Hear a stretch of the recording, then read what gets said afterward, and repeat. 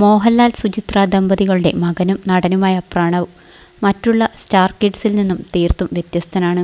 പ്രണവിൻ്റെ ജീവിത ശൈലികൾ തന്നെയാണ് അതിന് കാരണവും. കുഞ്ഞുനാൾ മുതൽക്കേ ട്രക്കിങ്ങിനോടും ഔട്ട്ഡോർ ടൂറുകളോടും ആണ് ആൾക്ക് കമ്പം. വളർന്നപ്പോൾ അത് കൂടുകയേ ചെയ്തുള്ളൂ, കുറഞ്ഞിട്ടില്ല. യാത്രകളോടുള്ള കമ്പം കൂടി വന്നു.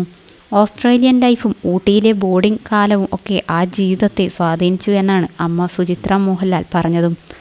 അത്തരമൊരു യാത്രയിൽ നിന്നാണ് തൻ്റെ പാർട്ട്ണറിനെ പ്രണവ് കണ്ടുപിടിച്ചതും.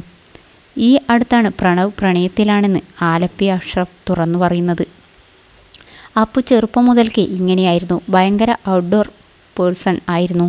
ട്രക്കിംഗ് മൂപ്പർക്ക് ചെറുപ്പം മുതൽക്കേ പ്രിയമായിരുന്നു. കാരണം ചെറുപ്പം മുതൽക്കേ ഊട്ടിയിലെ ഇൻ്റർനാഷണൽ സ്കൂളിലാണ് വിദ്യാഭ്യാസവും.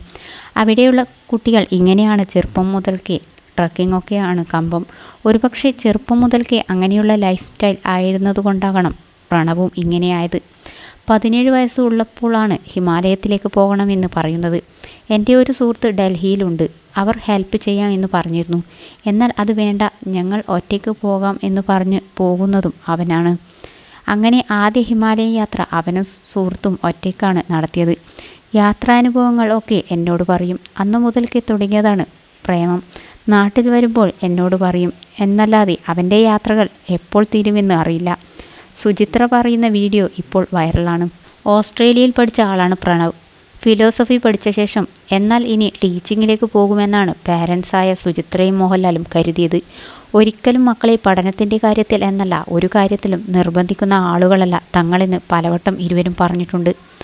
മക്കൾക്ക് രണ്ടാൾക്കും രണ്ട് ടേസ്റ്റാണ്. ഒരാൾക്ക് അഭിനയം ഇഷ്ടമാണ് എന്ന് കരുതി അതൊരു പ്രൊഫഷനാക്കാൻ ആഗ്രഹമുണ്ടോ എന്ന് സംശയമൊന്നും സുചിത്ര ഈ അടുത്തിടയ്ക്ക് പറഞ്ഞിരുന്നു. മക്കളിൽ ഒരാളെ ഡോക്ടർ ആക്കാൻ ആഗ്രഹമുണ്ടായിരുന്നു. എന്നാൽ അവരുടെ ഇഷ്ടങ്ങൾ വ്യത്യസ്തമാണ്. അവരുടെ ഇഷ്ടങ്ങൾക്ക് അനുസരിച്ചുള്ള ജീവിതമല്ലേ നമ്മൾ നൽകേണ്ടത്. സുചിത്രയുടെ ഈ വാക്കുകൾ വീണ്ടും സോഷ്യൽ മീഡിയയുടെ ഇഷ്ടം നേടുകയാണ്.